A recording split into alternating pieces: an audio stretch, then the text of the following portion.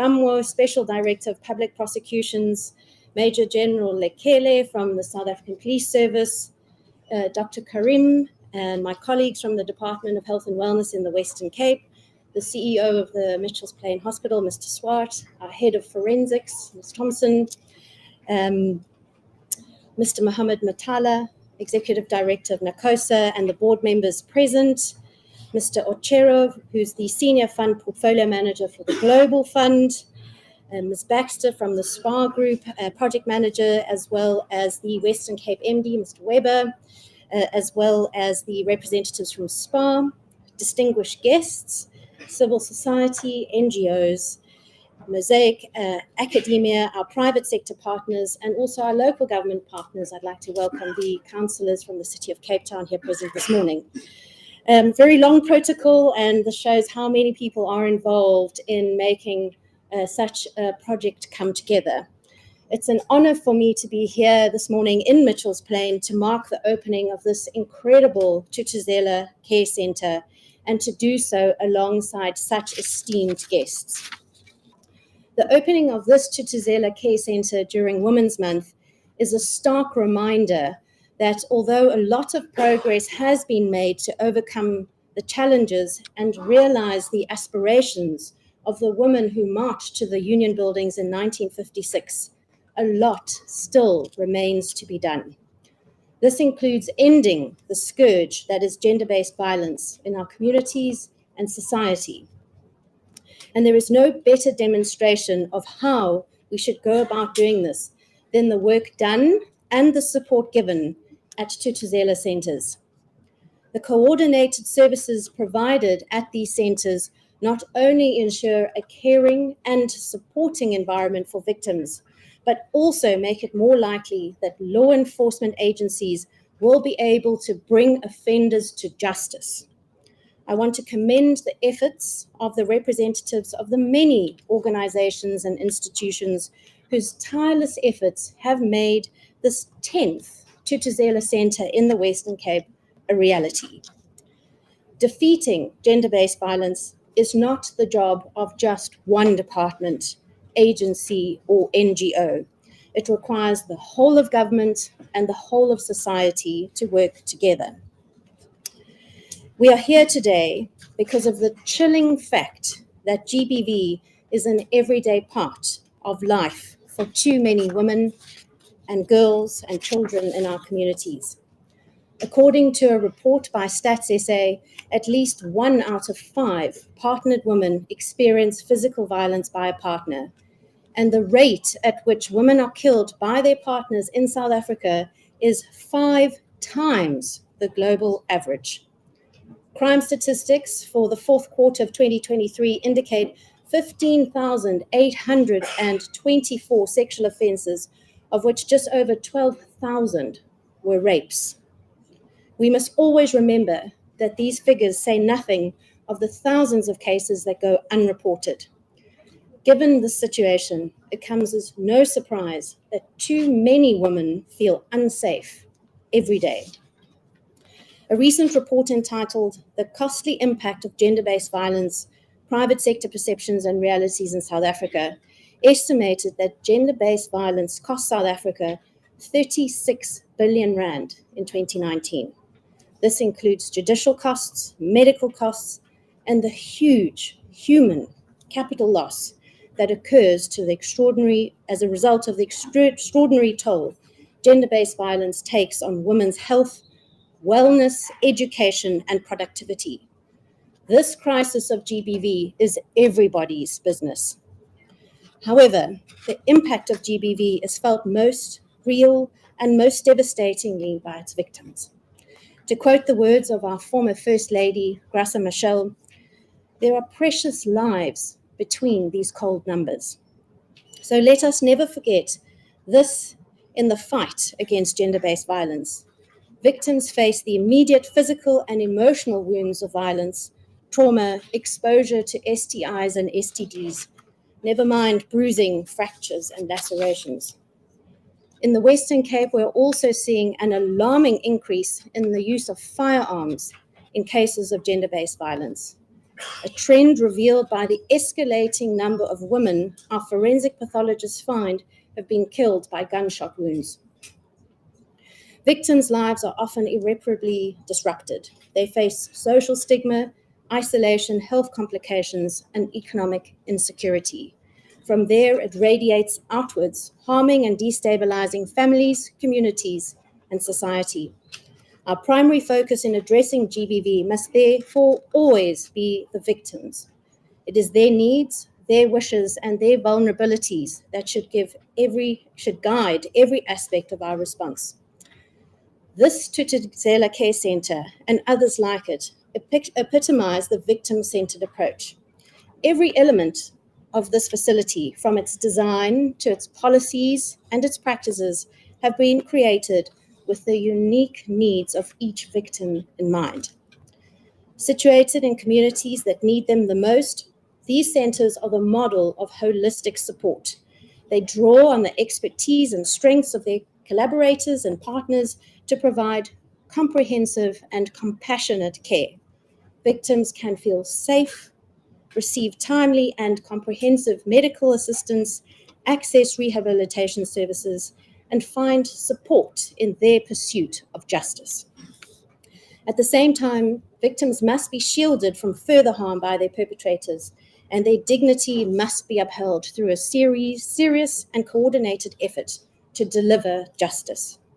The integrated approach of the Thuthuzela Care Centres plays a pivotal role, not only protecting victims, but also preventing future incidents of GBV, and thereby contributing to a broader effort to end the cycle of violence. It is in this simultaneous achievement of victim care and criminal justice that we see the strength of these Thuthuzela centres. Often, without facilities like these, victims face an agonizing dilemma. They must decide whether to prioritize their immediate physical and emotional recovery or to embark on the challenging journey through the legal system. And too often, they must make this decision and undertake this journey alone. These centres address this issue by offering comprehensive services that include case lodging and forensic evidence collection. And these services are not just add-ons. They are essential components provided at a time when victims are at their most vulnerable. By integrating these services with a single supportive environment, the centre ensures that victims can receive both the care and legal support they need without having to endure additional stress, isolation, or re-traumatization. Unifying the goals of victim support and justice like this are only possible due to the extraordinary collaboration between authorities and departments in all levels of government, private sector, and civil society. And while victim support and justice are crucial elements, we should also turn our attention to breaking the cycle of violence. We must ask ourselves, how does a young boy become a perpetrator of violence, and in particular, gender-based violence? It is a complex issue with many contributing factors, including poverty or abuse or violence in the home, or a lack of positive male role models and social expectations that men should not have. So breaking the cycle of violence is therefore multifaceted. For our part, as we are contributing to this mission by prioritizing holistic, integrated, and long-term actions based on evidence. As outlined in the Premier's Safety Plan, these interventions include strengthening support and protection for caregivers at risk of violence through our health system and offering programs to assist families in adopting alternatives through our Social Development Department. The establishment of the Violence Prevention Unit in the Department of Health and Wellness is an important part of this process, as data from our health facilities point us to where interventions are most needed. Similarly, these Thuthuzela Care Centres are a crucial tool in the fight against GBV. But our goal should be to arrive at a time when there is no longer a need to open any more. Until that time, we must stay steadfast in our efforts to secure resources, to expand these programs and facilities, and to keep working together to build a safe society for women and children. Colleagues, let me conclude by reiterating my sincere appreciation to the Department of Justice, the National Prosecuting Authority, the South African Police Service, national and provincial departments of health and social development, our NGOs, NACOSA, SPARM, and the Global Fund. This care center is a remarkable embodiment of the power of partnership and care for the most vulnerable women and children in our society. Thank you.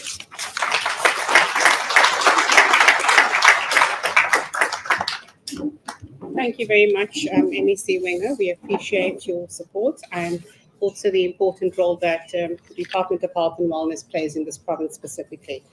We would like to also call up our National Head of FCS, Major General Lekele. Thank you very much for joining us. We'll also have a message of support from her. Thank you.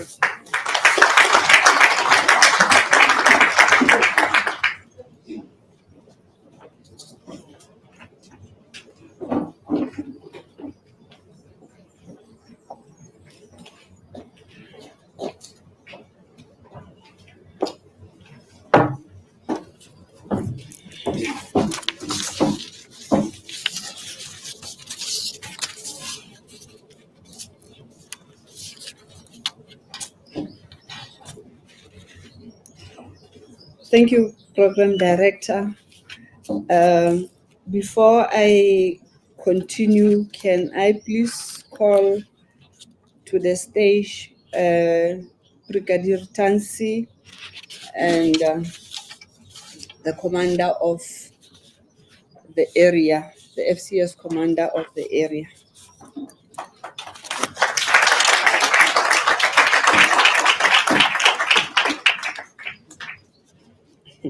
I need pillars to stand on strategically. So if I fall, they're gonna lose the job.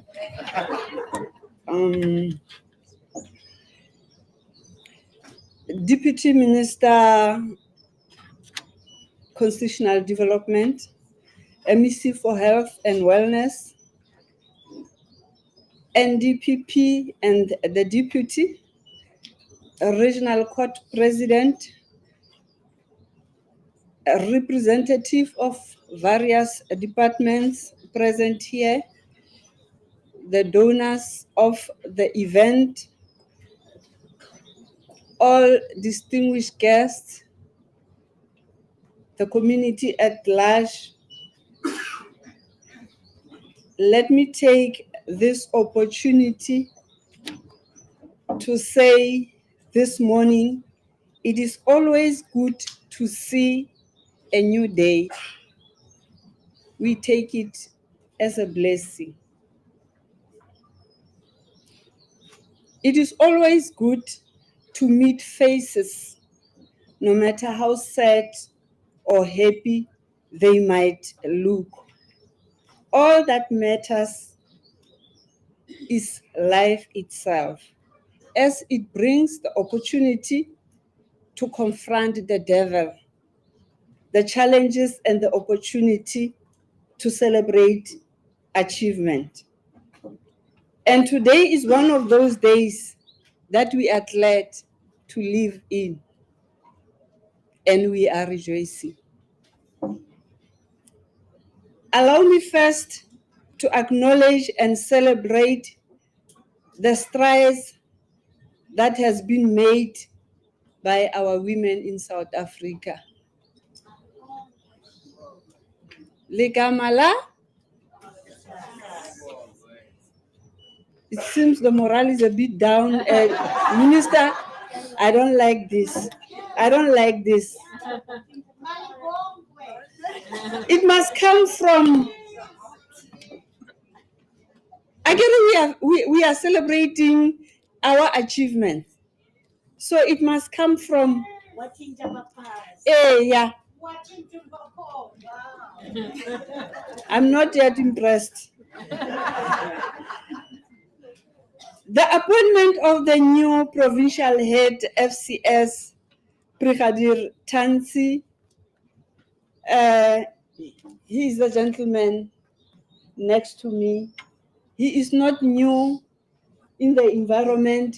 He has been there working with Brigadier Harry that has retired, and the colonel was working as a provincial commander.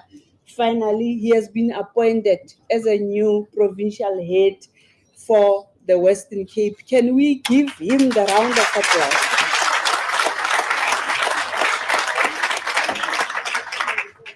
All the 25 units in the Western Cape, they are seated on this shoulder. I wanted you to see him so that whenever anything goes wrong, he is the responsible person. And then also appreciate the presence of the commander of Mitchell's Plain, FCS. You are welcome, Colonel. Yes, thank you very much. This is the commander.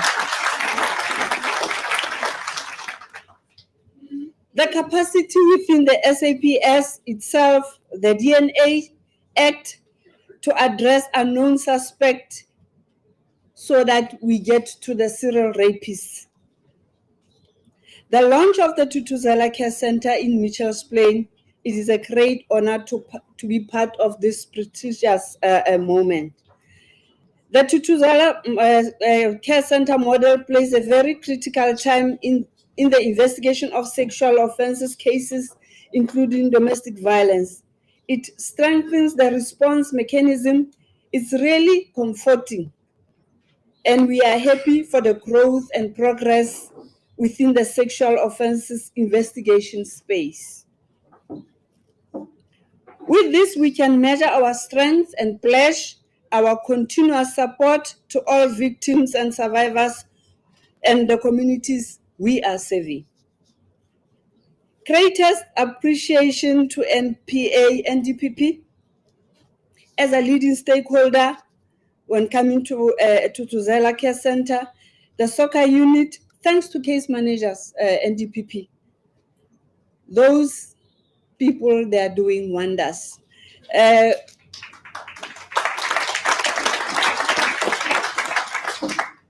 must say, as a detective, I've grown up in the sexual offenses case environment. I've been the investigator there, I've been a group commander, I've been the commander, I've been the coordinator, I've been the provincial commander, I've been the provincial head. So it's just in my blood.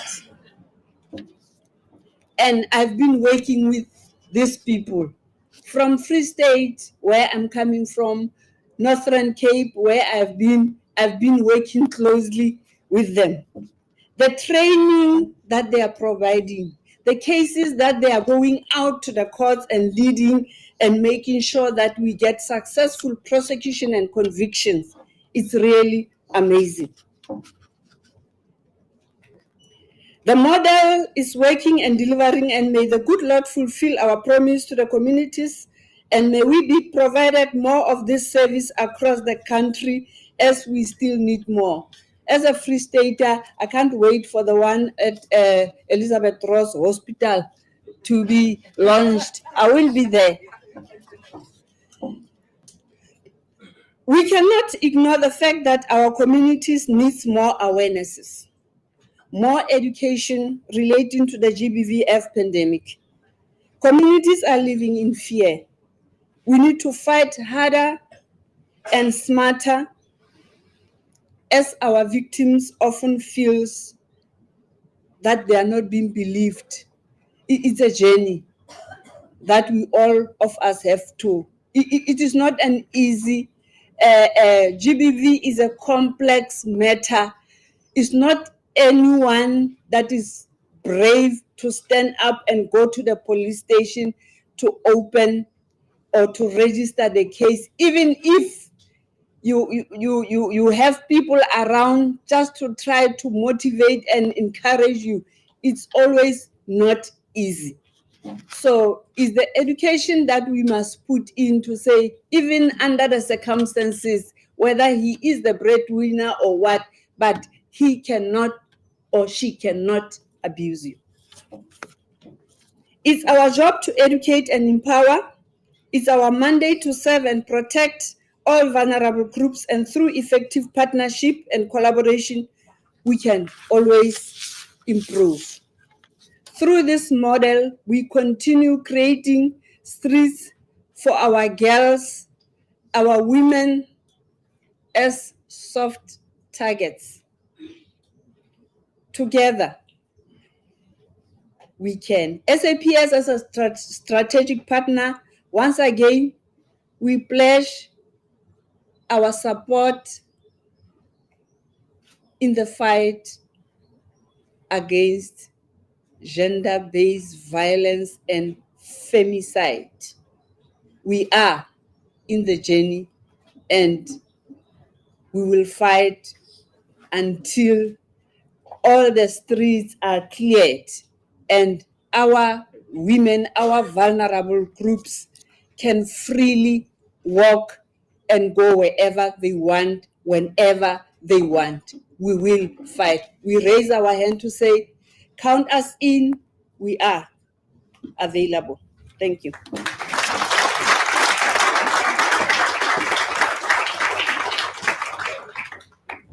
Thank you very much to Major General Lekele and to our FCS partners in the province.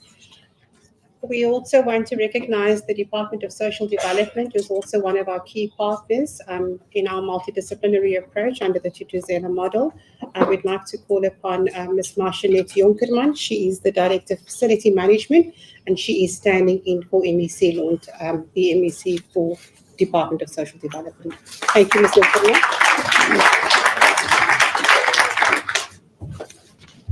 I'm a bit small, eh? Okay, thank you, Program Director. Can I just acknowledge my colleagues here today?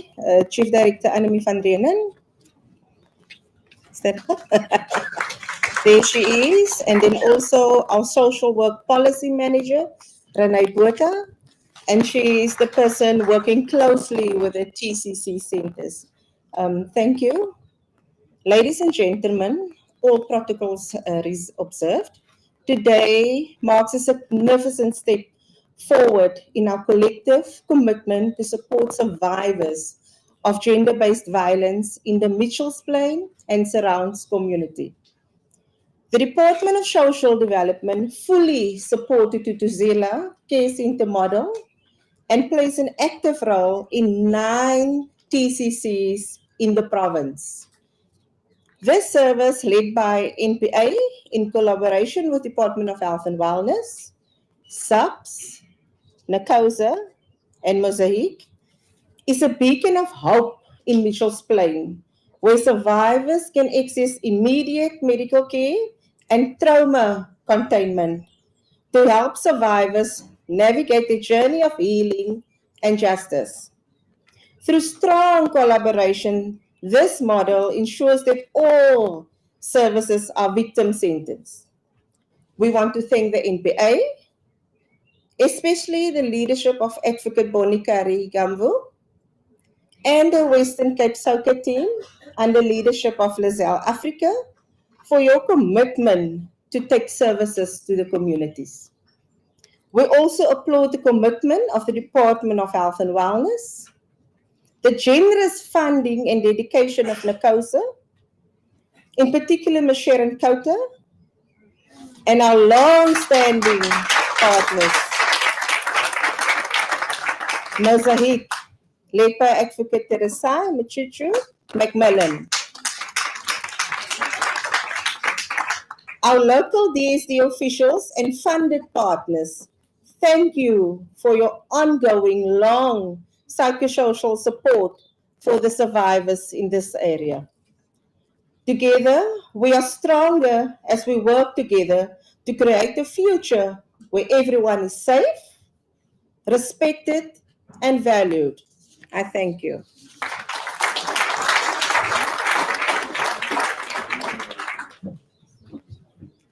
Thank you very much, Ms. Jonkerman, for your message of support on behalf of the Department of Social Development. We would like to call on the SPAR Group Project Manager, Ms. Kathy Baxter, And also Mr. Riaz Mukri will follow once she's given her address on behalf of SPA. Thank you.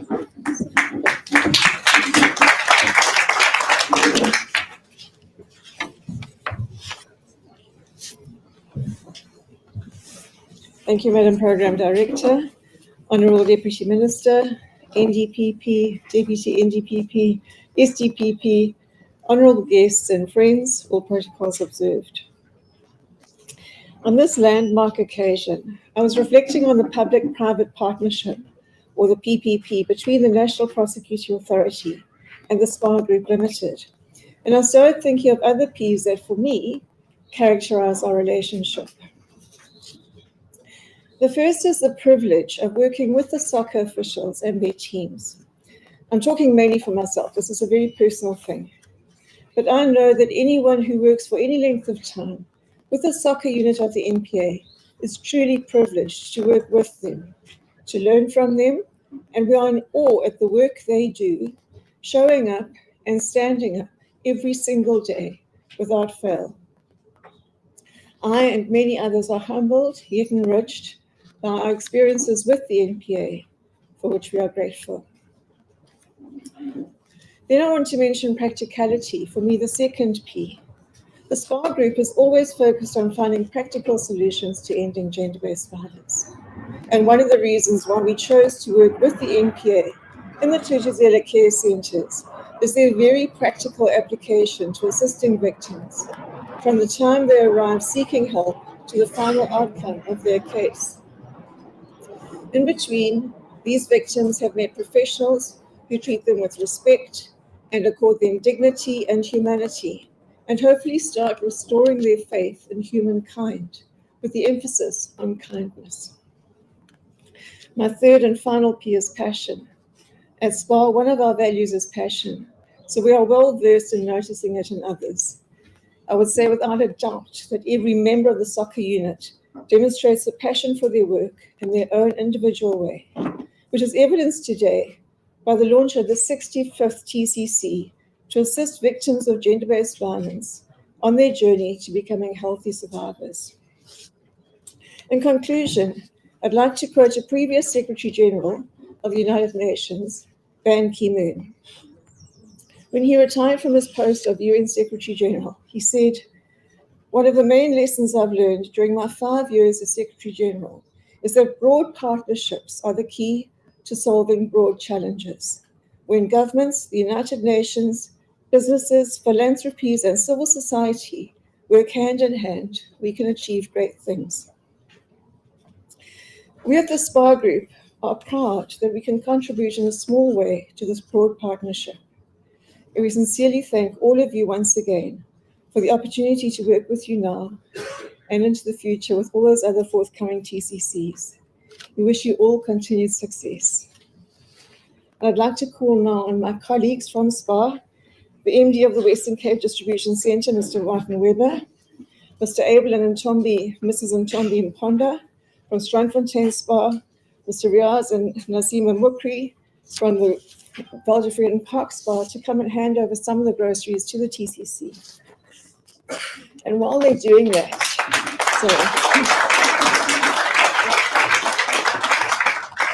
I would like to have a shout out to my colleagues who put this event together. They're sitting way at the back over there hiding. Elsaby and Debbie, I can't see the others there, but thank you very much for all that they do and continue to do. Thank you.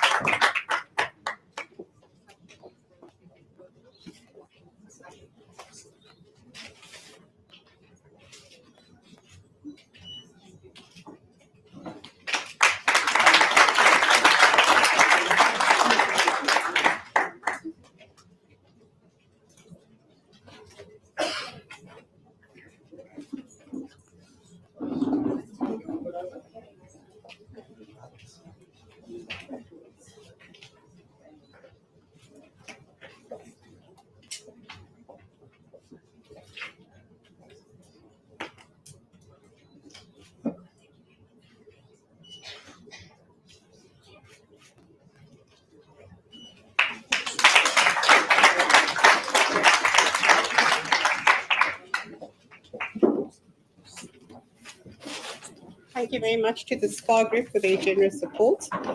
Just before we continue with the messages of support from our community representatives, we also have another private partner that was able to join us today. We have the Clicks Group representative from the Helping Hand Trust, Mr. Craig Small, and he's just going to give us a few words of support as well. Thank you, Mr. Small.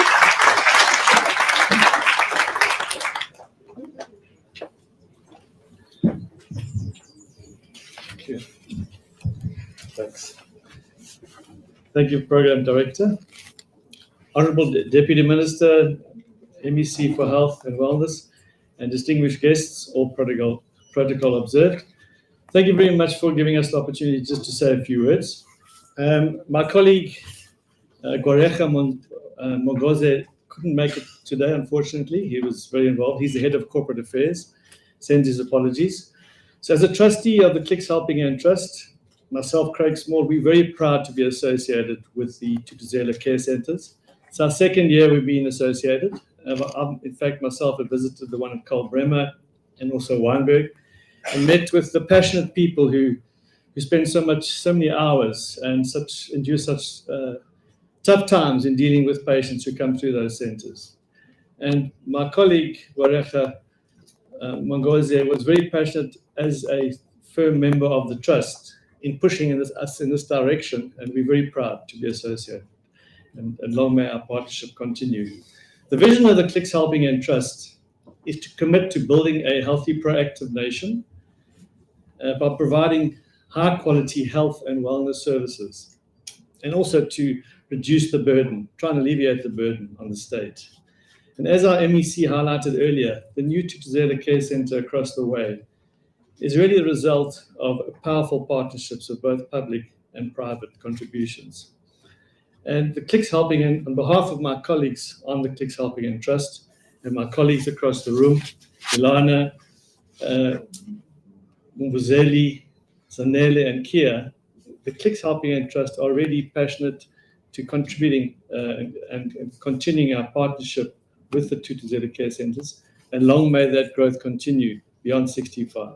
Thank you very much.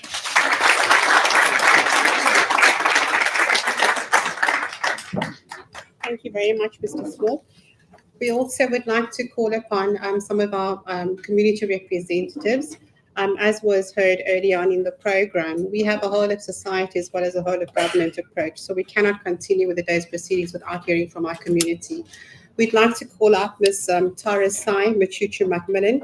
She's the Mosaic Executive Director, and they are responsible for the psychosocial care at this particular Tutuzela Centre. They also support a number of other Tutuzelas in the province as well, and we have a very good partnership with them within the Western Cape. Tara Sai.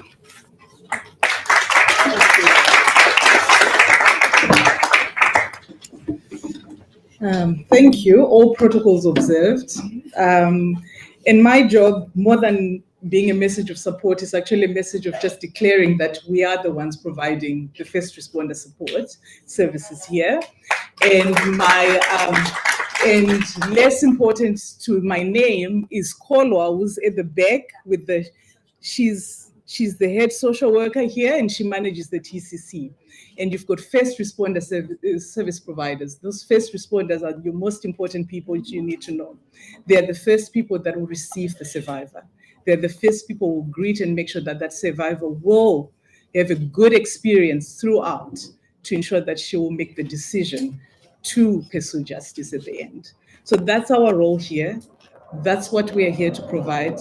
We are here in partnership. We are critical friends as well of government. Yeah? We are partners, but we're also critical friends to ensure that those services not only are great here, but we are able to sustain them, and that the 10 we are celebrating now in Western Cape can become more. We're grateful to Nakosa. We're grateful to Sharon, who's about to retire.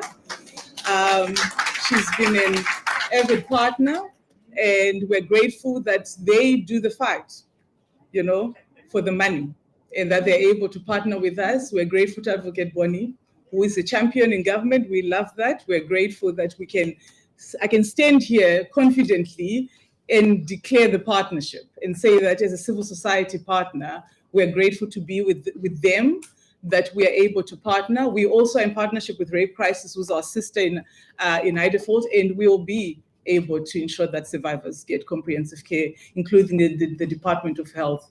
I just wanted to really, from a community perspective, for us, this is the work that we're doing to ensure that survivors have a great experience and that when they make that decision to pursue justice, they do it from a point of wellness. Thank you.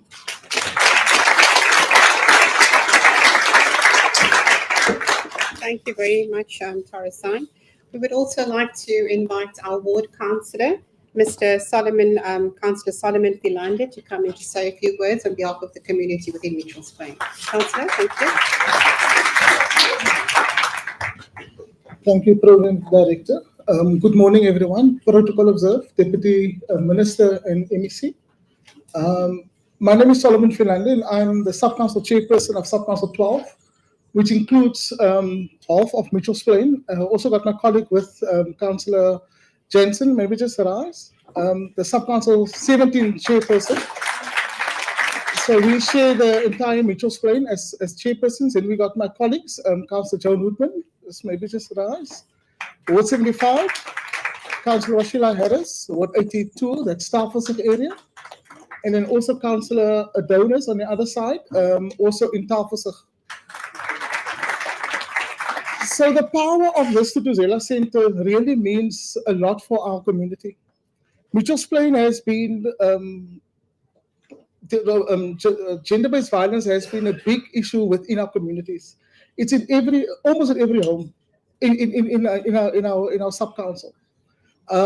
You either see it directly or indirectly. And I think as councillors representing the community, it might be that we must look at the safety issue, the street lights, making sure the roads are safe, making sure the municipality is done. But we're also the first responder when it comes to gender-based violence. And so our colleagues across our sub-councils witness is always the referral base. And I think being a partner of this Thuthuzela is critical, because what makes me excited is that we got partners, private-public partnerships, and it's all of our problem. It's not only the social development problem or health problem, it's all of our problem. And I want to commend this venture because, again, this Thuthuzela Centre is funded by a private partnership, number one. Number two, it's also accessible in terms of on public route as well. You can see on AZ Berman, we're also having in the My City, so that will also be critical going forward, where the victim can access a Thuthuzela Centre, enable for that person to disclose and to share that experience and also get the proper help. So I want to say thank you, and we do support this venture. And I can guarantee you, every single councillor in Mitchells Plain will support what's happening here. It will not be our last time that you will see us, because we too often see gender-based violence in our area. I want to also say to the operator of this centre, we are here as local government, our NGO partners, and the police as well. I'm also very excited, and I told Mr. Titus that I want to be part of that monthly meetings, because there we can share and we can understand what's happening in our area, and also making sure that every victim in Mitchells Plain get justice. So from our side, we do support this Thuthuzela Centre. Thank you.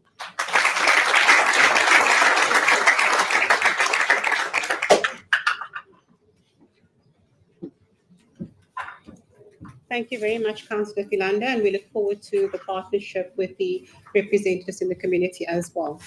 We would like to call on Ms. Caroline Peters from the Callis Foundation. Ms. Peters will be representing the CPF representative, who's unfortunately not able to speak. So she's asked Ms. Peters to speak on her behalf. She is present, but she's lost her voice. So Ms. Peters will be a mouthpiece. Thank you, Program Director. Good morning. Goeiemorgen, Molweni, Assalamu alaikum. All protocols observed. There's just too many seniors in this room to mention all of you. So I say all protocols observed. And all civil society, all the stakeholders, everybody that we collaborate with, I greet you all. So on behalf of, I was thinking sitting there now, it was jumped upon me to speak today, but nothing happens by accident. I was at the launch of the first Tutuzela in 2001 at GH was the hospital, Sharon. Yes. And so we at number 65 now. So I'm blessed to be here, you know. So I just want to say, so I try to type. So it's with deep gratitude and hope that we welcome nie gaan nie tyd doen nie. I'm going to praat from my heart. I'm going to speak from the heart. You know, for me, it's such an it shouldn't be an excitement that we're opening another Tutuzela. We should be hanging our head in shame. However, it is for me as a service provider, as a first responder, it is almost, I want to say not exciting as the word. Remember, English is not my first language, and I praat Mengels. So it's not excitement, but it's more I'm encouraged when I see the services, Bonnie. You know, when I look at women like Bonnie and Sharon. I was part of the development of the center 2 years ago, Sharon, when you walked into my office with the designer of the Tutuzela Center, to the architect, what does women need? So I've been journeying with thousands of women through gender-based violence and sexual violence. I train and I implement the Sexual Offences Bill, the Domestic Violence Act. I've journeyed this journey, I've walked this journey. So I am extremely, I want to say, you know, and especially for Mitchell's Plain, Bonnie, my only concern is that it's open. Ek gaan nou die platform gebruik, né? 7 to 4. How do we not have a center in Mitchell's Plain that is 24 hours? How are we not having that services here for 24 hours when Mitchell's Plain is in the top 30 of GBV in this country, you know? So I want to say on behalf of the community, we welcome this. We want to thank everybody for the collaborations, the public-private partnerships, NACOSA, SPARK, CLICS, almal wat 'n hand by gehad het. I want to say we're excited and thank you for coming alongside us. Ek is al moeg as activists and feminists to be doing this work, but we know it's the important work. So thank you. Sharon, I want to salute you, man. You know, when me and Sharon slept in a little hotel somewhere, jare terug, wat daar nog niks van was, dan moet ons 'n kamer share, because we go to the end of the earth to advocate for gender-based violence, Sharon. And to see here, this is number 65, and you're going to open number 66, Polly. I'm excited when I see my sisters in the sector move like this. So, wathinta bafazi.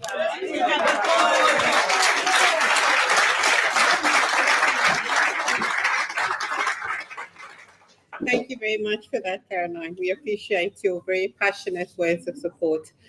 Before we continue with our religious sector, I'd just like to set the record straight, Caroline.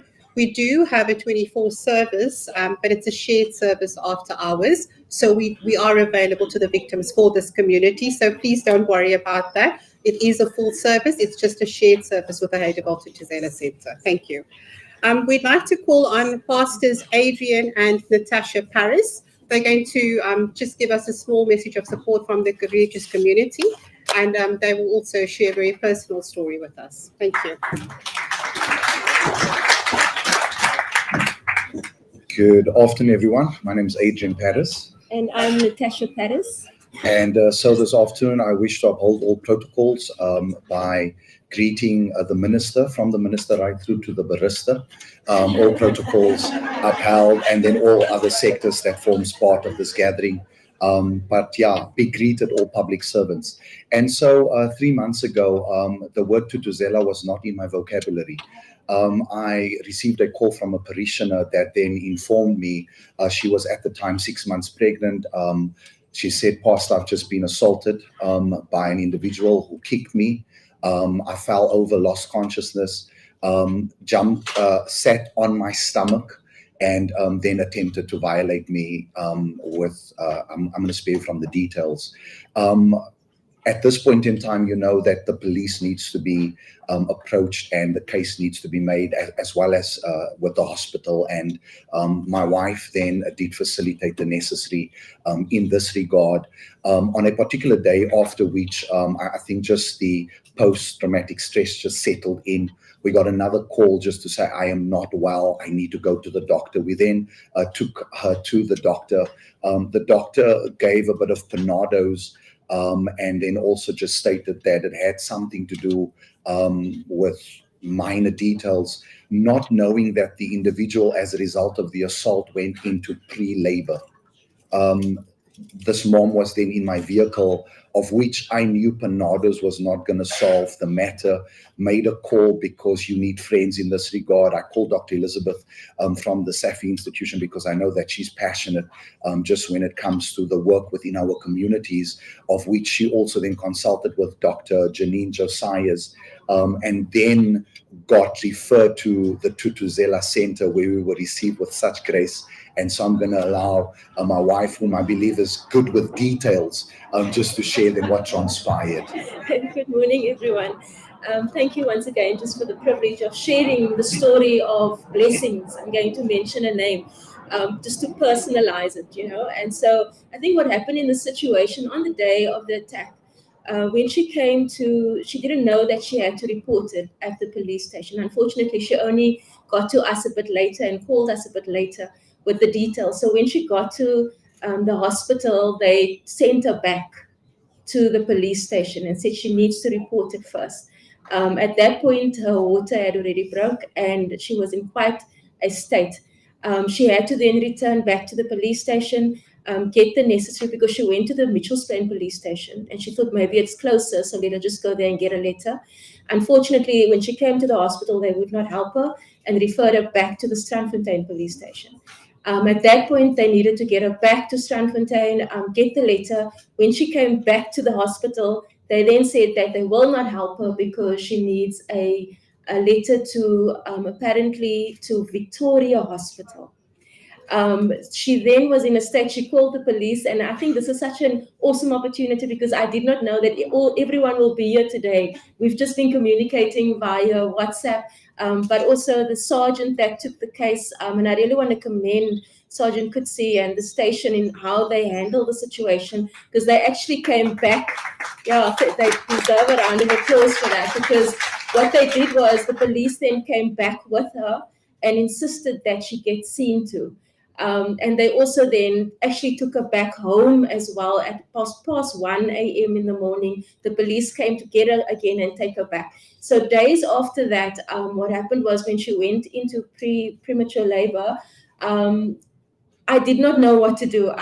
We were in such distress, to be honest, because the doctor told her that it's, they actually diagnosed it as piles. And she was just in quite distress. And when we called Dr. Elizabeth, she referred us to Dr. Josiah. And I want to say thank you, Dr. Josiah, for the way that you handled us. Really, thank you so much, that we weren't just another number. When we came to the Tutuzela Center, they handled us with such grace and compassion. I was so grateful, to be honest, because I think already Blessings went through so much. And we didn't need another situation with being turned away. They immediately took us into the trauma center. They first took time just to listen to our story, and then navigate us immediately into the emergency section, where Blessings was then seen to and immediately transferred to Groote Schuur Hospital, where they then also did the necessary. She was there for almost about a month, admitted for a month. And also I want to just say thank you to Sandy Schutte, who also was willing to do the counseling for us for the trauma that transpired. And I think it's amazing when all the sectors just come together, and the help that was given to us as religious leaders that don't know what to do and where to go. And so about a month ago, Blessings gave birth to a beautiful baby Grace, because it was only by God's grace. And that we didn't need to, these situations, things can go so wrong. It's people's lives at stake. We could have stood over a burial, 2 burials today. And I want to bless the Lord today because Dr. Josiah, we are now planning a baby dedication. And so thank you to you and the Tutuzela Center for the great work that you are doing. And we're looking forward to the partnership and even collaborating further in really putting an end to gender-based violence. Thank you so much. One of the famous proverbs of Africa is Umuntu Guntu Ngabantu. A man is what he is because of another. Thank you for being alongside. The Lord bless you.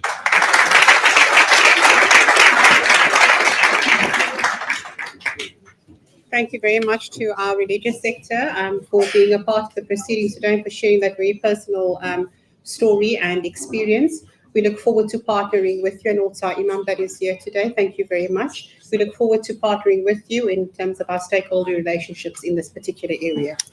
We're going to proceed now to the rest of our program. I'd like to call upon our National Director of Public Prosecutions, Advocate Shamila Batoy, another very strong advocate for ending gender-based violence, and we appreciate her taking the time to come out today, and she will then also introduce the Deputy Minister. Thank you very much,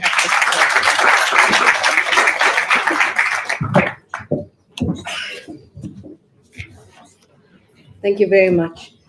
Thank you, Liesl, who, as you know, is the Deputy Director of Public Prosecutions in the NPA, and she is the head of the SOCA unit in the Western Cape, doing a lot of work here. So thank you, Liesl. Let me acknowledge the Deputy Minister. Thank you very much that you're here. I certainly hope we'll be able to get the Minister at one of the launches, but that doesn't in any way detract from the importance that we and the acknowledgement of your presence here is really, really important for this initiative. There's a number of, I know we've gone through the protocols but I do want to recognize, because as so many people have said, without these partnerships, it's just not possible. So I want to recognize the MEC for Health, who's left, and various members, our CEO of the hospital here, and several doctors, members of the health department. Thank you so much for your support. It's just, there's so many partners and each one is critical. If there's just one part of this puzzle that's missing, it's not going to work. So thank you very much for that. Our Deputy National Director, Advocate de Kock, Nicolette Bell, Advocate in Bell, who's the DPP in the Western Cape, our Regional Court President, Advocate Spunzi, the Provincial Commissioner of SAPS, I'm not sure if he's here, General Patekile, our National Family Violence, Child Protection and Sexual Offences Unit Head, Major General Lekele, Advocate Bonnie, do I need to recognize you? Everybody knows you. But of course I do, Special Director of Public Prosecution, who's really been the driver of this. I think in any partnership, the power of partnerships needs a driver to pull everyone together, and then, so Bonnie is that driver. So can we just give Bonnie a round of applause?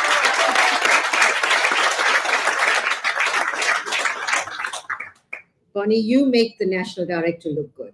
It's all your work. Thank you so much. I also want to recognize Mr. Maku, the Acting Chief Magistrate. I'm not sure if he's here. He was invited. And of course, our colleagues from the COSA, Mr. Mohammed Mutala and your team. And I do want to specially recognize Sharon Kota, ably supported by her husband, Lionel. I understand that you are the life wire and you are absolutely the driver of this.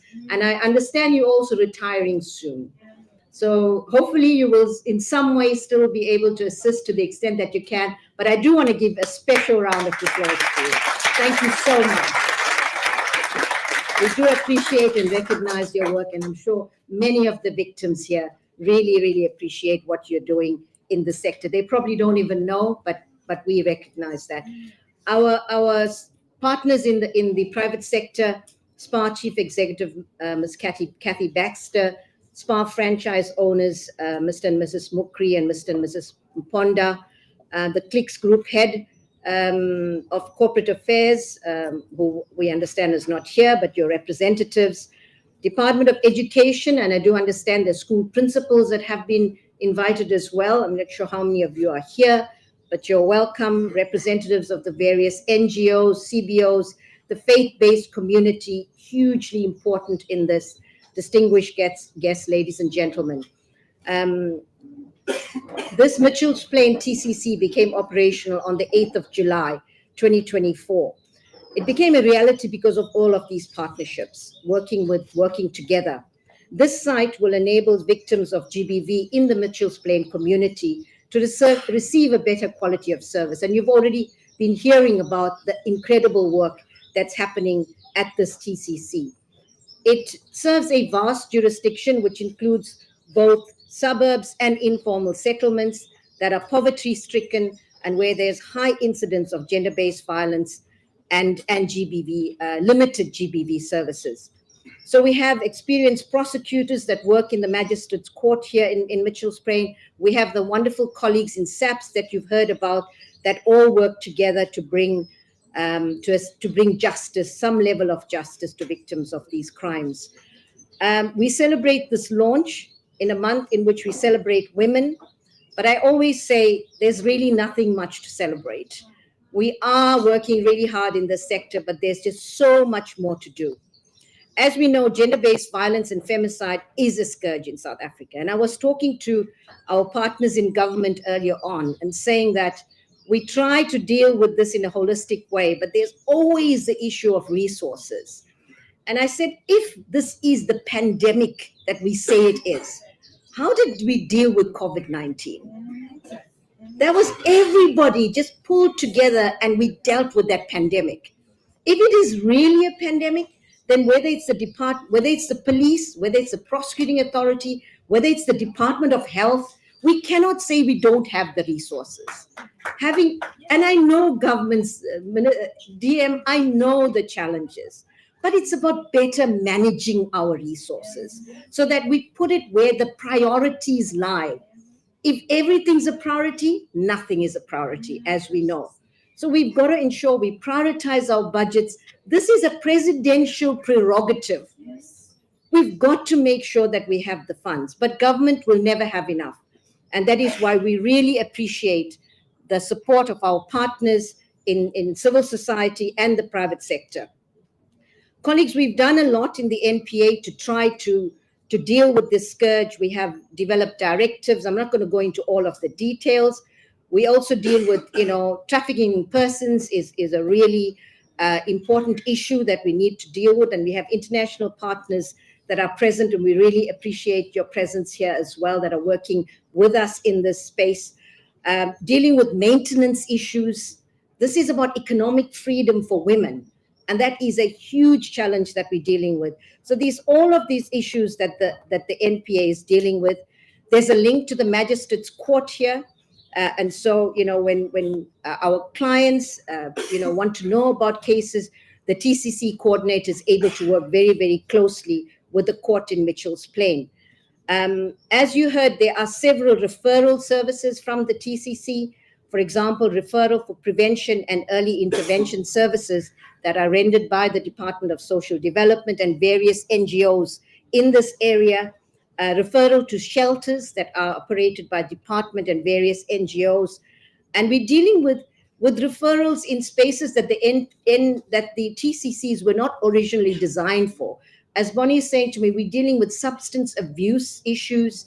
And so there are a number of vulnerable persons that come to the TCC, and at least we're able to refer them to the relevant departments or NGOs that can actually provide support. Ladies and gentlemen, there are many, Mitchell's Plain TCC will benefit from all of the collaboration in this space. And we're really hoping that we're able to help victims on the journey to becoming survivors. I was at the launch in Victoria Hospital, and one of the doctors there quoted what one of the victims had said, and said, "Thank you for making the unbearable bearable." And I think that is what we actually try to do. And, it's very difficult. And there are many survivors I know that are in this space here today that actually help people through this journey. We know that the TCCs are impactful because by providing better quality of services, we do find that there is improved reporting. In 2020, 2021, when we had 60 TCCs, they were just short of 30,000 cases that were reported. 2022, 2023, there were 36,000 cases, 800 reported thereabouts. And this figure represents an increase of 24.3% in a 2-year period. And for the past 8 years combined, the TCCs have dealt with 266,593 matters. at all of its sites. And so, but ladies and gentlemen, understand that there is still this is the TCC is not the whole basket of sexual offenses. It's one small fraction. And also remember, a lot of this is also not reported for various reasons. So these are only reported cases. We've noted improvements in the conviction rates, and I think you heard Bonnie talk about it, or that was in the smaller group earlier on. Since 2010, the conviction rate has improved from 60% to the current 77.5% as at the end of December 2023, which is an improvement of just over 17% over this period. And it's all about the services that are being rendered that helps the victims to be able to go through the court processes. In fact, Bonnie was earlier talking, we must try to get the TCCs to also become a place from which, and I'm glad our colleagues from the Department of Justice are here, where victims and witnesses can testify from by way of audio visual to the court system. Doctors even maybe, because they are busy people and you can't be traveling to court. So maybe look at how we can use these centers so that we are able to get vulnerable persons as well as other of the professionals to be testifying from. We've also noticed an increase in long-term sentences that are imposed by the courts since the amendments to the minimum sentence legislation. For the past 2 years, up to December 2023, the courts imposed 337 life imprisonment sentences, 236 sentences of between 20 and 25 years, and 624 sentences of 10 to 15 years imprisonment. But ladies and gentlemen, the reality is, as I was saying to the Deputy Minister earlier, notwithstanding the fact that the courts are increasingly imposing higher sentences, it's not having an impact on the scourge. So we got to ask the question, what is then, this is not the solution, clearly. Let me make it very clear. When victims come into these facilities, the offense is already committed. And we try to help them on their journey towards healing. But it's not going to solve the problem. And so, and that is why the importance of our counselors, of community-based persons that are present, civil society, in really trying to deal with the scourge. So, we've really got to make sure that we as the community members, as a religious community, help to instill the right values, particularly now men. How is it possible that we rape children under 12? How is it possible that you rape a 9-month-old baby? And colleagues will tell you this is what we are seeing. In fact, it was Lisa, one of the colleagues, that was giving us the stats of, I think it's there's about 60 or 70% of the cases that have already come here are children. Yes. And that is the reality, children. So what is going on in our community? So colleagues, unless we actually deal with this in a more holistic way, we are not going to be able to deal with the scourge. But I really, again, want to say that notwithstanding all of that, we continue to try to make sure that the acts, offenses have been committed, we help the victims on their journey towards becoming survivors. And I really, as the MEC said, and many of you have said, that this really demonstrates the power of collaboration. If we really can, and that's government, civil society, there are many challenges in South Africa. Many, we can talk about corruption, and we can talk about organized crime, we can talk about gender-based violence.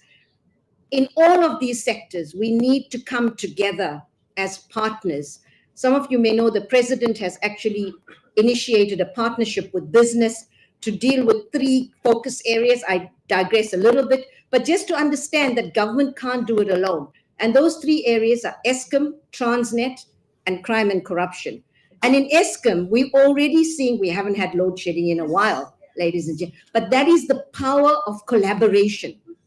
And so in this space, I really hope that, we have, I think it's 175 family violence, child protection and sexual offenses units in the police.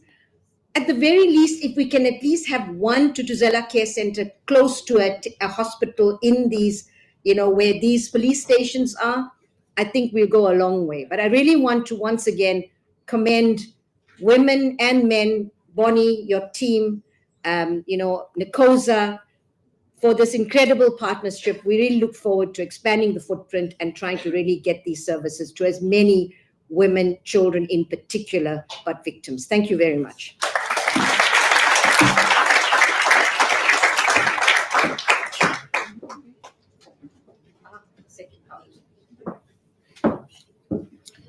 I have two jobs today.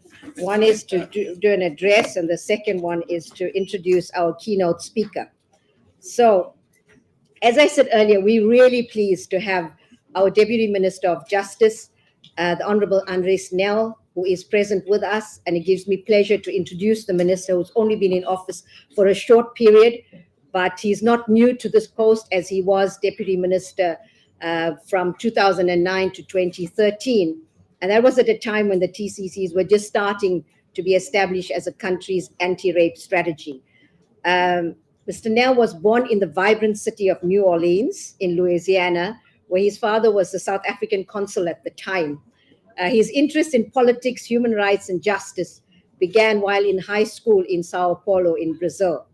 Back in South Africa, our Deputy Minister studied law at the University of Pretoria and actively participated in the anti-apartheid movement by joining structures like the National Union of South African Students, the South African Student Press Union, Students for Democratic Society, Students for Human Rights, and the End Conscription Campaign. As a lawyer, he's worked for Lawyers for Human Rights from 90 to 94, heading up the Capital Punishment and Penal Reform Project. Deputy Minister's commitment to justice and human rights led him into politics, serving on the ANC's Constitutional Assembly Committee as a coordinator of the legal and monitoring team and the ANC National Elections team. He became a member of Parliament in 1994. Over the years, our Deputy Minister has worn various hats, both in Parliament and as a member of the Executive. He served on various portfolio committees and was the whip of the Justice Portfolio Committee and a House whip from 2000 to 2002. He's also served on various ad hoc committees, as well as parliamentary committees such as the Rules, Joint Rules and Program Committees, the Chiefs Whips Forum, and Parliamentary Oversight Authority. He was appointed as Deputy Minister of Justice and Constitutional Development, as I said, from 2009 to 2013, and now again, and he was also Deputy Minister of Corporate Governance and Traditional Affairs from 2013 to 2019. Between 2019 and 2024, he returned to work at Luthuli House, the ANC's headquarters, and after the May election this year, he was appointed for a second term as Deputy Minister of Justice and Constitutional Development. DM, you come in at a time when there's a lot of challenges in the department, but we are looking forward to working together and hope we can try to really solve some of the problems. Thank you, Deputy Minister.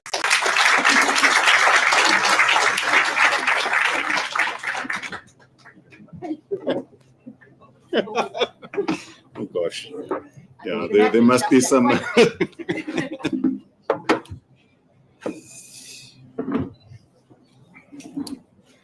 Thank you very, very much, NDPP, for those kind words.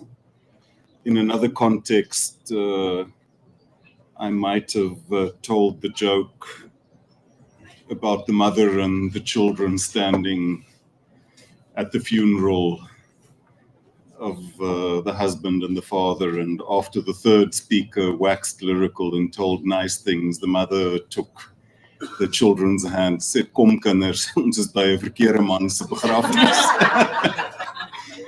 So, note, goeiemôre aan almal, molweni nonke, assalamu alaikum, good morning to all. I wish I could do what one of the previous speakers did and just say, I'm not doing this.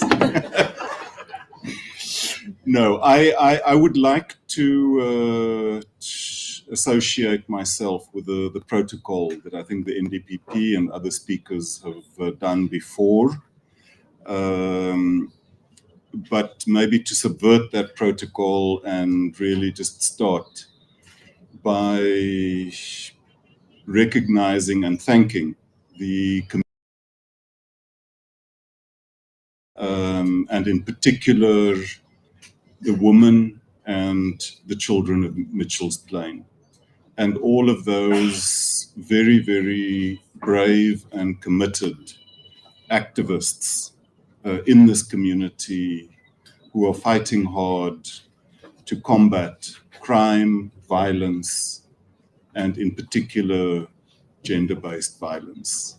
And the efforts that you individually, but I think more importantly, collectively, have made to support and to make a reality of this wonderful Tutuzela Care initiative. In many ways, it really speaks also to where we are as a nation at the moment. We are confronted with very, very difficult social, economic, and political challenges. I think most recently, the people of our country went to the polls, they exercised their democratic right, and they told all political parties that we don't think any of you should be governing alone. We want you to come together, pool your energy, your resources, work together to address the problems faced by our country. And therefore, it's a huge pleasure here today to come into a space where government at all levels, national, provincial, and local, are working together. We are working together as all arms of the state, the executive, the legislature, the judiciary, and as social partners, as business, as labor, as community, as business. We've come together to, as the NDPP has said, to deal with this very serious pandemic facing our nation. And we do so, or as we do so, I think we also remember the efforts of our ancestors, those brave women who on the 9th of August 1956 came together in their numbers to fight the demon of racism. And today, we still are dealing with that terrible legacy, which manifests itself in the socioeconomic conditions that many communities live under, and which contribute in many ways to the scourge of gender-based violence. I'd also just like to convey the regards and the best wishes of Minister Thembi Semelani, who is very much with us in spirit, very, very much. It was only the organizational duties of my immediate past life that have kept her from being here today.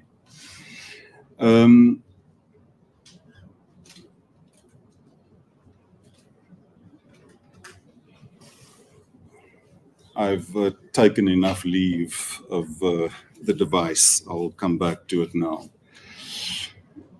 If one looks at the SAPS data of where most reported rapes occur, the overwhelming majority occur at the residence of the perpetrator or the victim, or at a residence known to the perpetrator or the victims, such as the house, of a family member or a friend.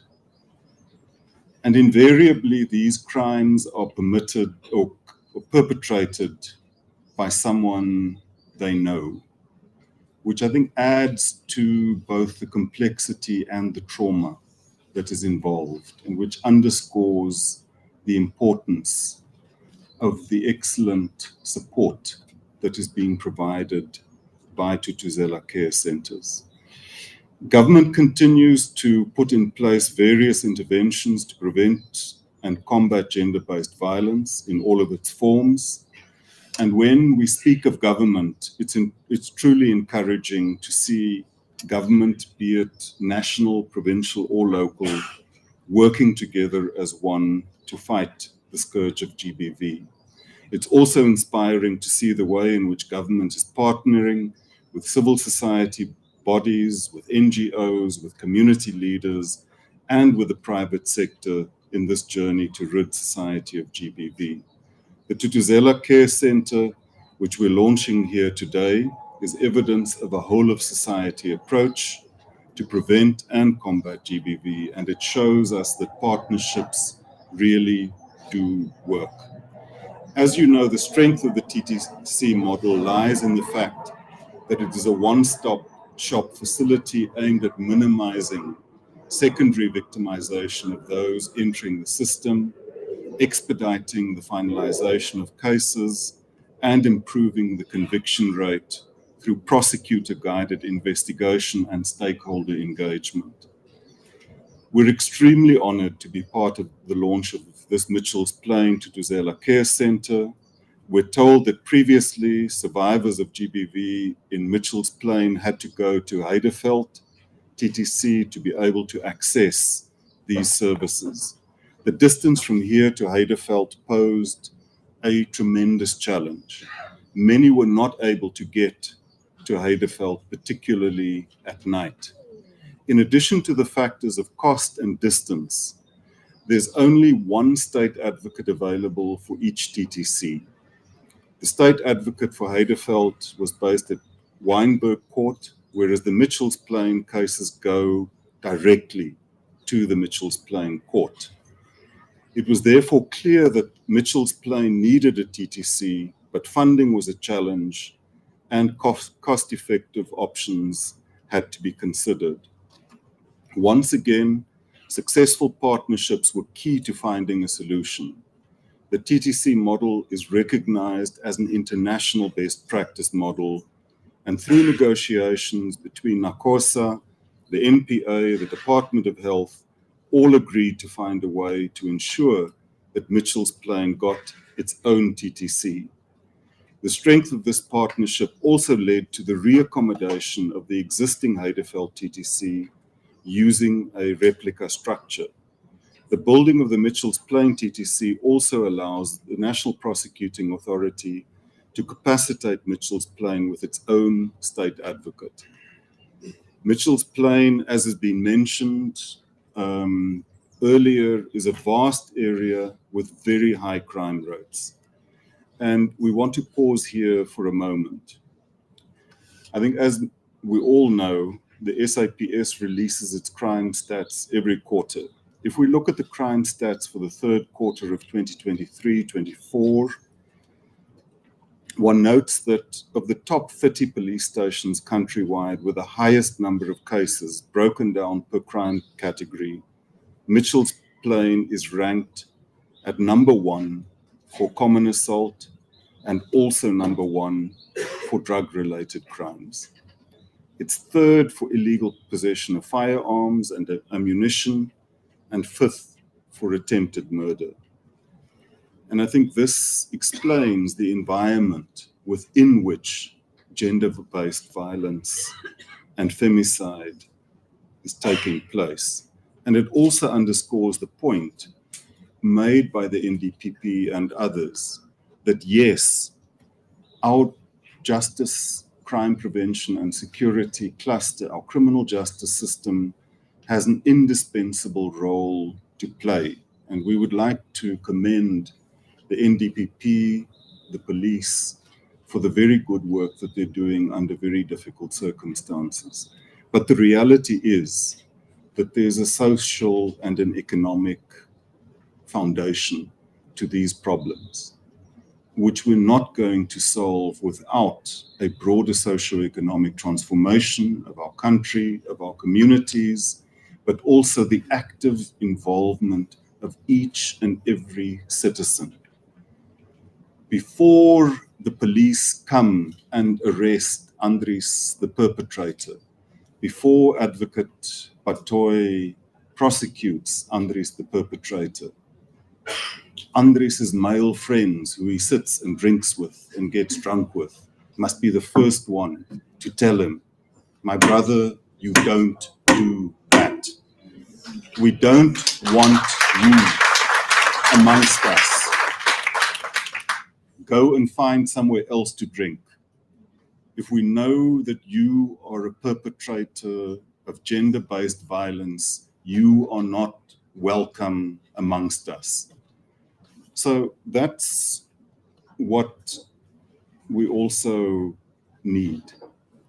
It's also important to note that when looking further at the crime stats and specifically comparing the third quarter of 2023 with the third quarter of 2022, that there are some positive trends. For example, in the Western Cape, over the period of comparison, the number of reported rape cases is down by 7.7%, and the number of reported cases of sexual assault are down by 2.6%.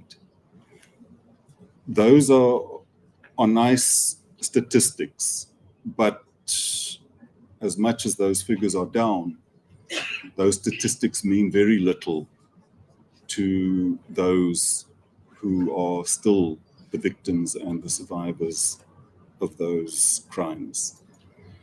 The TTCs are vital in the fight against GBV, and that's why we must endeavor to increase the number of TTCs as quickly as possible. And I think we've heard very, very clearly that business, that civil society, that our international partners are fully involved, and that in certain instances is holding us back from increasing the number of these TTCs is the need for us to engage with sister departments, in particular health, to also provide more, especially human resources. The new Mitchell's Plain TTC will increase the national footprint to 65 across the country.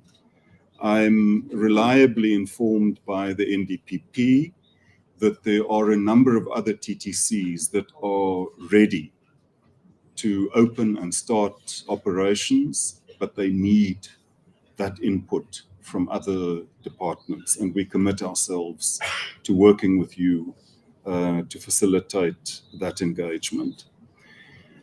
I think, as has been mentioned, this is the 10th TTC in the Western Cape, the others being Atlantis, Belleville, Heideveld, Khayelitsha, Wynberg, Parel, Worcester, George, and Stellenbosch. We've mentioned the various interventions made from the side of government, and this includes legislation. It's important to highlight that when we amend legislation or pass new laws, we aim to bring about changes which are practically implementable and offer meaningful protection to those who need it. In January of 2022, President Ramaphosa signed into law new legislation aimed at strengthening efforts to end GBV. The three new laws were the Criminal Law, Sexual Offences and Related Matters Amendment Act, the Criminal and Related Matters Amendment Act, and the Domestic Violence Amendment Act. This legislation addressed, amongst others, the need to include the particulars of all sex offenders and not only sex offenders against children and persons who are mentally disabled. It also expanded the list of persons who are to be protected to include other vulnerable persons, namely young women, persons with physical, mental, or intellectual disabilities, and persons over 60 years of age, who, for example, receive community-based care and support services. It also increases the periods for which a sex offender's particulars must remain on the register before it can be removed. It also creates a reporting duty that any person who has knowledge, reasonable belief, or suspicion that a sexual offense has been committed against a person who is vulnerable must report such knowledge, reasonable belief, or suspicion immediately to a police official. It also has extended the appointment of intermediaries for witnesses. It also amends the Criminal Procedure Act to further regulate the granting and cancellation of bail, the giving of evidence by means of closed circuit television or similar electronic media, and the right of a complainant in a domestic related offense to participate in parole proceedings.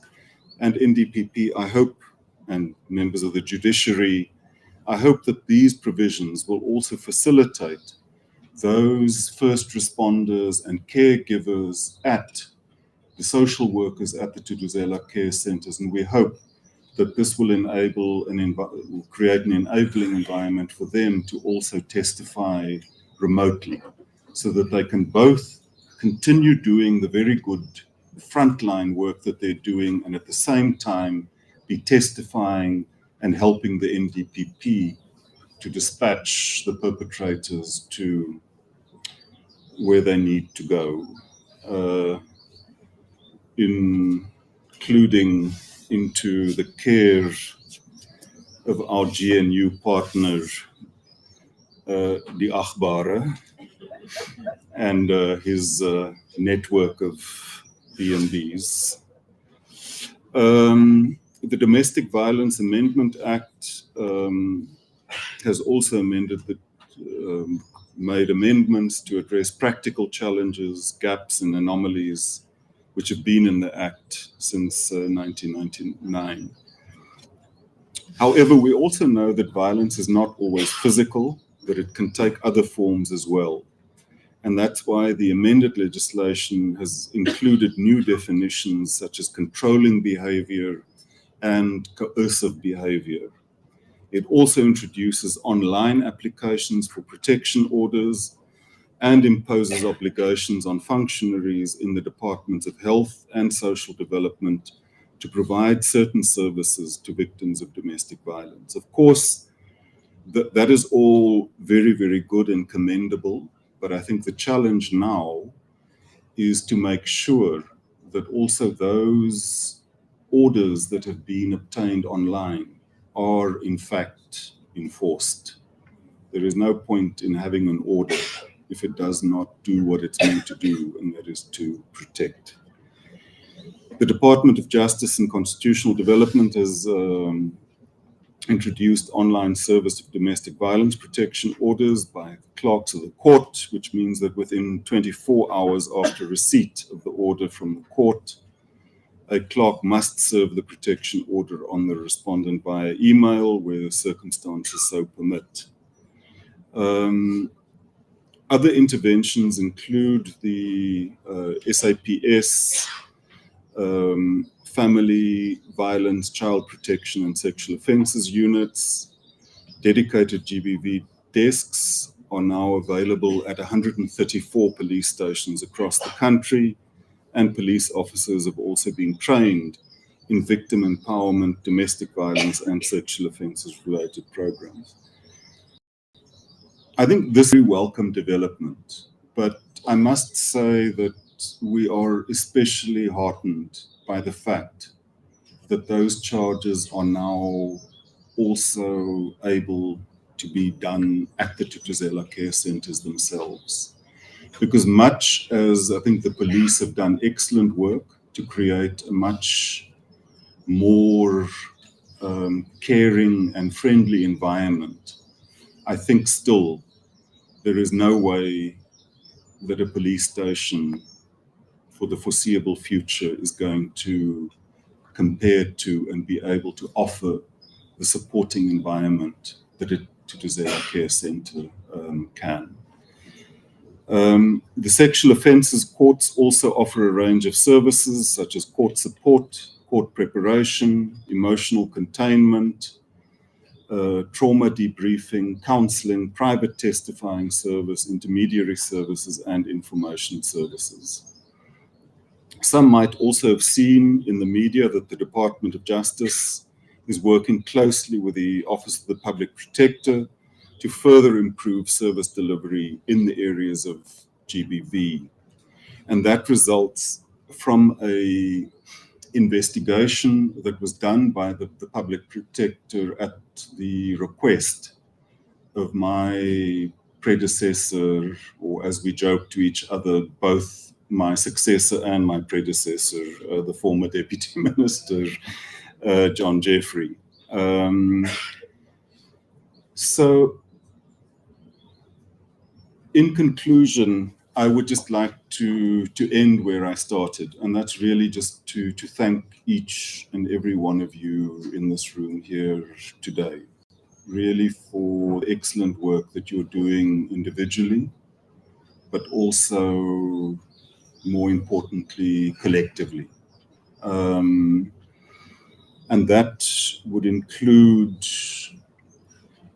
the excellent support being given by SPAR. I believe the Clicks is coming on board, the excellent work done by NACOSA, the Global Fund, our international partners, the police, the courts, the NPA, the Department of Health, the religious sector, our councillors, our provincial government, our national government departments. I think really you give effect, and someone else has quoted a former UN Secretary General. I would like to quote from what Kofi Annan said, that violence against women is perhaps the most shameful human rights violation, and it is perhaps the most pervasive. It knows no boundaries of geography, culture, or wealth. As long as it continues, we cannot claim to be making real progress towards equality, development, and peace. And I think all of you in this room have demonstrated a commitment to exactly take on and succeed in that fight. And for that, we thank you, and we commit ourselves to supporting your good work. Thank you very, very much.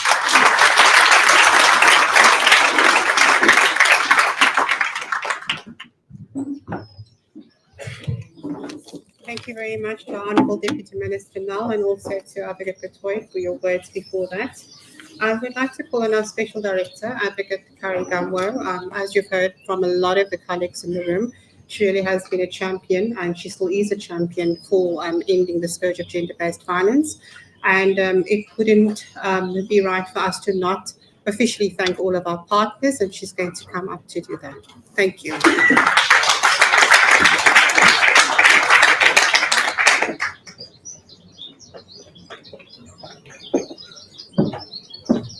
Thank you, Lizelle.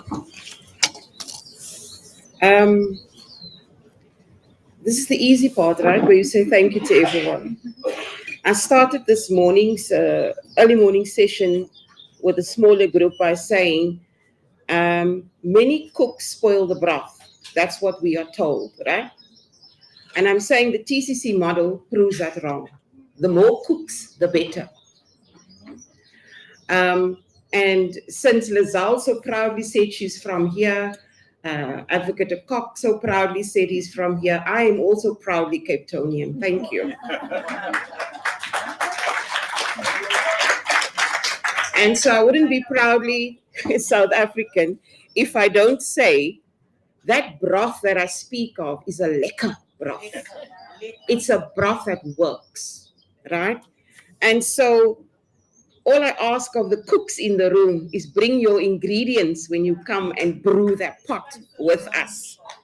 And as the NPA, we are particularly grateful that people have brought their own ingredients with to make this pot what it is today. I want to acknowledge, first of all, the Deputy Minister of Justice for taking the time to come. Your predecessor, sir, was very keen on the TCCs, and so I'm hoping that you will be equally keen on the TCCs because we need that support. I was keen before he was. I passed on to him now. I'm taking the baton again. I take it back then. But we are very happy, sir, to have you here, to have the MEC of Health here as well. Just the fact that people understand that TCCs need to be prioritized means there's an understanding of what victims need.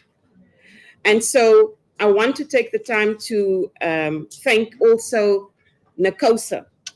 I mean, I don't even know what to say to NACOSA. Without NACOSA, this would not be possible. The building you see would not be possible. And I had the privilege to meet Sharon Kota. Please stand. Sharon is about to retire, so we must applaud the work.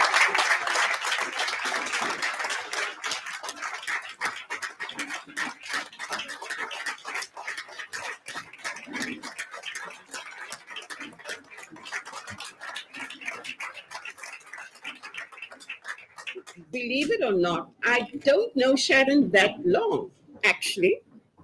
We met when I assumed this role in 2021. And Sharon, if you meet Sharon and you know Sharon, she's like this whirlwind that comes across you. Now, I thought I was a whirlwind, Sharon, but you knocked me out.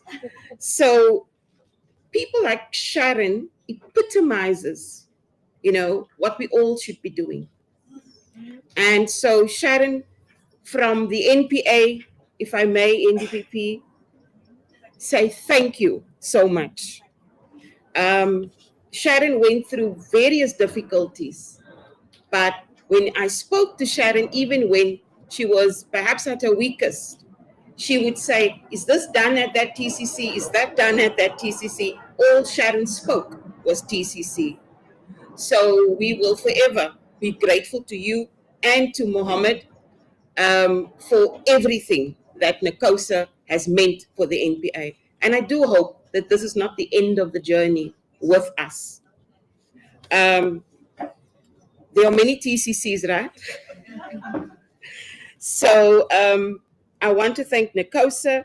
I want to thank the Department of Health. I don't know whether Sadiq is still here.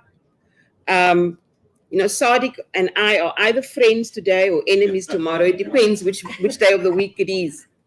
But at the end of the day, DOH, the Department of Health, and Keith Kluter as well, they've been open to, despite their own austerity measures and the issues. Evan, thank you very much for staying the course on this journey and still accepting that this be a TCC. To the Department of Social Development, ever our constant partners, thank you very much. Without you, there will be no psychosocial services. There will be no trauma containment. There will be no after-hours service. So we are humbled for your continued support. Our journey is a difficult one, right? And so, yes, many cooks sometimes can, make that broth go a little bit awry. But it's back in line pretty quickly because we understand what needs to be done and the why it needs to be done. So to DSD, we say thank you very much. To the civil society that they and the NGOs that they use at the centers, I mean, we are humbled every day. We know that you go out of your way. It's not just this is my job and you move off. You make the TCCs that warm space and we are grateful. To the Department of Justice Minister, just as in its entirety, for constantly being willing to link up with us at the TCCs. We really hope that the CAVs will be rolled out. Those are the court audio visual linkages where we will be able to testify from a TCC. I know, Ashika, you are driving that. And so we would love for that to happen. far better to testify from a TCC than to have to walk up the steps of a court and face a perpetrator or face the family of that perpetrator. So we are really hoping, Minister, that will become a reality soon. To our ever faithful police service, what do we say? Without you, we are nothing, and you are nothing without us, right? But we are ever grateful once again. You know, this is the national head of FCS, the national head who took the time to come here today. And we are very thankful for that, General Akele. For those of you who don't know, FCS is the unit that is linked to all our TCCs. So for her to come here, she's already telling me that she's coming to the one in the Free State. We are more than, as long as you give us the capacity as well, no problem. But SAPS, you know, is like the NPA. We probably often criticized, often told we are not doing our jobs, but they stay the cause. The funny thing about FCS is that it's probably mainly men in FCS. Not anymore, but mostly men. In the past, I think across the country, it is mostly men. And yet, you know, these are the guys that, you know, that gives us hope for the men in this country. They may be the main perpetrators, but they're also the ones that are able to take a 7-year-old, sit with a 7-year-old, and gain the trust of that 7-year-old and make that 7-year-old able to come and tell their story to us. So we applaud you, and may you never become weary with being our partners. To my colleagues from the NPA, many that are here from the Mitchells Plain Court, thank you for what you do to ensure that that conviction rate of our cases that are going through the TCCs are continually growing. Thank you. To civil society, what do I say? Terasai, Mosaic, the Callus Foundation, Rape Crisis. As I said, nothing. We are nothing without you. We thank you for all of the work done at our TCCs. To SPAR, I really don't know what to say here, right? SPAR has come to the party completely, right? If you see a launch like this, it is because SPAR makes it possible.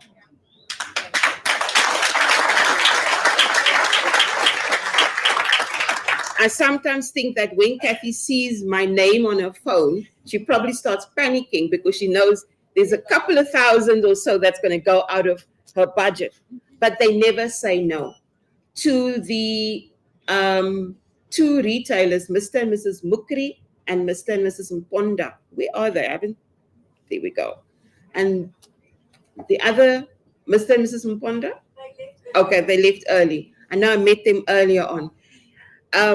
So we have a, shall we call it an agreement, Kathy, where SPAR will provide us with very necessary groceries that we are able to utilize as food for our victims at all of our TCCs. And so the agreement is that wherever we have another TCC, they will come on board and they get the local retailers. The Mukris are old hands. They are also our suppliers at the Wynberg TCC.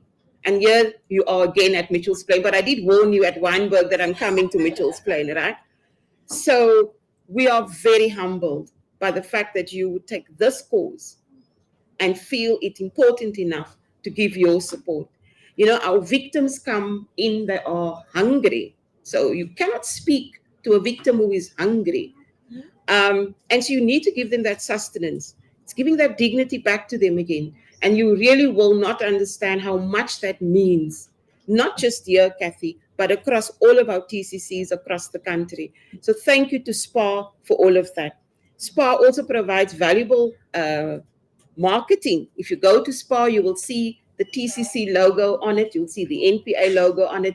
That's marketing, which again, through Kathy, we have been able to make possible. Is Click still here? Your Clicks packet is very bare.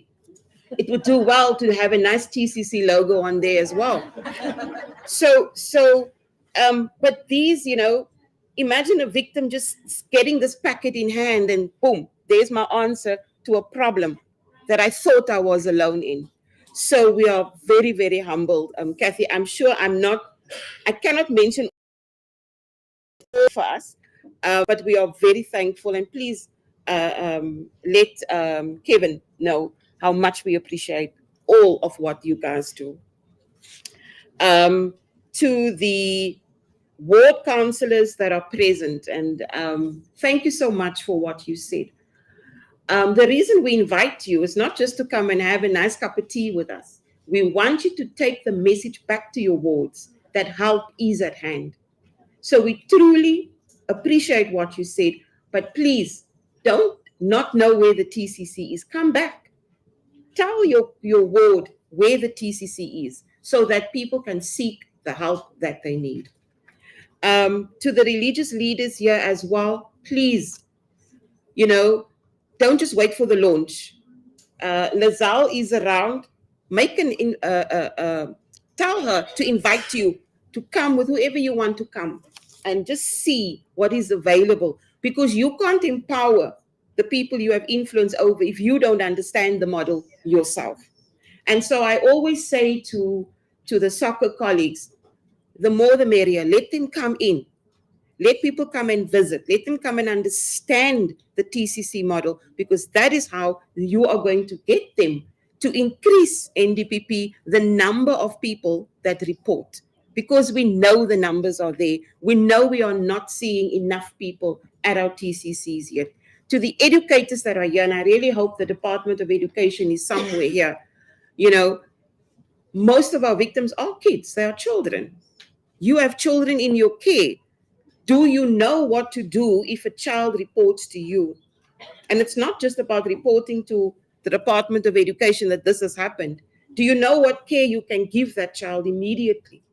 So thank you for those of the Department of Education that have come. And then to the community of Mitchell's Plain, thank you for welcoming us into your homes, because I think that for me is very important. We do a feasibility study right at the beginning, and there's been nobody that has said that they don't want a TCC here. We know it is needed, and now we just need the community leaders that are here to make sure that it is utilized. To the members of the judiciary that are here, thank you very much, for the work that you also do, because you're the end where our victims eventually do come to. And thank you for taking the time for coming. But again, please welcome others. Mr. Punzi, welcome your colleagues to come to the TCC and come and understand what it's all about. To my own colleagues, the National Director of Public Prosecution, thank you for the kind words. Advocate de Kock, thank you for your kind words. These are actually my bosses, for those who think I don't have a boss. I have two, right? Thank you for the kind words. Really, it is appreciated. The support is always appreciated. It's not an easy journey for soccer, but we have to work with so many and have so many balls juggling up and down, isn't it, Liza? And you are always there to support. So thank you very much. To the Director of Public Prosecution in the Western Cape, Nicolette, thank you for taking the time for coming here today. And please also, I really encourage the DPPs to take the senior public prosecutors and make them understand the value of the TCCs as well. I hope I haven't missed anybody. My own soccer colleagues, Lizal, Gary, Nathan, and everybody else that is here, thank you for the work. Mark, thank you for the work that you guys do. I know I'm a hard taskmaster. You guys say it to me all the time. But the end is always just so perfect and so good. And I believe that while we stay the course on this good cause, then everything is possible. There's something the NDPP likes to say. She likes to quote, I think, Nelson Mandela about things being possible until it's done. It always seems impossible until it is done. If somebody had said in 2021 we would be at 65 now, And at 66 in October, in terms of TCCs, there were many that would have said we are mad, but here we are. And so to all of you, I say, I believe in value-driven leadership. I truly believe in that. It is leadership which leads with empathy, with accountability, with commitment, with honesty, respect, and dignity. If you don't have that in your leadership, we're going nowhere. But I think when I look at all of you sitting here, that is what I see. Value-driven leadership. People that can put aside the egos and work together for the greater good. And it is about putting aside egos sometimes. We don't always agree. I'm a prosecutor, right? So we always say what we're thinking all of the time, which doesn't always sit well with everybody. But I think once we all understand why we are here today in this room and what we need to do when we leave this room, then I think this TCC model is going to reach, even greater heights. But we cannot do it without you. So for all of you, I say thank you very, very much. I was reading and I saw this quote: creativity is the greatest rebellion in existence. Creativity is the greatest rebellion in existence. That for me translates in the following: we must continue to rebel against GBV being the norm in this country. We must continue to rebel against it. And how do we do that? We create partnerships. Who would have thought NPA would partner with SPAR, would partner with Clicks, would partner with Nakosa or whoever? But we're doing it, and we're doing it in various ways. If you go to the TCC and you see some of the signage there, it's Harmony Gold Mines that gave us the signage to all of our TCCs, right? I know now where the platinum belt is on the mine. I never knew before. Partnerships. But the importance is that the partnerships must be creative. We can't want to do our own things in our own silos and think we're going to create this wonderful thing. It doesn't work that way. Creativity, even around funding. Funding is what is really sort of cutting our hands as government and as many other institutions. But if we are creative around how we do that funding, funding is not always just money. It's various things, it's resources. And so I believe that sitting here in this room, we will be able to continue pooling our resources. Then we will get to 70, right? We will get to 70 before you even know it, and beyond that. So even when I leave and everybody else leaves at some point, we will be able to hopefully look back and see that the TCC model is embedded in the criminal justice system of this country, and that we've left no victim behind. So to all of you, I say thank you. And I say, please do not ever stop rebelling against making GBV the norm in this country. Thank you.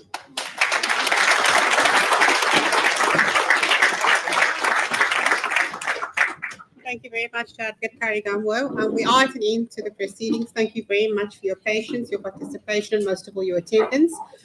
We have lunch, which is supplied and sponsored by SPAR. Thank you very much. So please do stay, don't rush off. It would be nice to engage with all of you. And we look forward to partnering in the future. Thank you very much.